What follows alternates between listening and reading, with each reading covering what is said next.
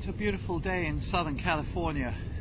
It reminds me why I came here 30 years ago, because it's late October and it's going to be about 70 degrees today, and there's a little dew on the ground, and I'm going to sound a little Wordsworthian and poetic today.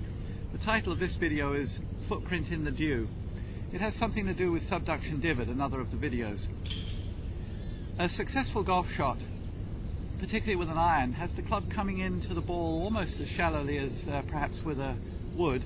That's misunderstood, and certainly therefore the actions that create a divot need to be explained, and that's what subduction divot does.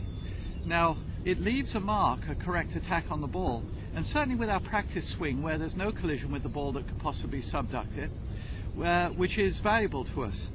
On a lovely morning like this where there's dew on the ground, the mark that you should leave on the ground by the club passing through with your practice swing is a footprint in the dew.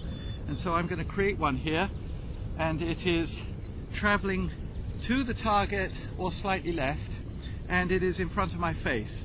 Now, conventional wisdom says that an in-to-out swing is an appropriate attack. That, as you know, I think leaves us vulnerable to the undercurve of the eye that I describe in the basics video. It means that hitting fat and on the toe and weak and high right are too easy, and we need to act against that.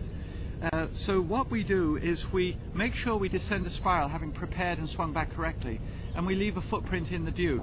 The footprint should be slightly left of center and slightly left of target in your intentions. What you'll then get is that it's directly in front of your face traveling toward the target.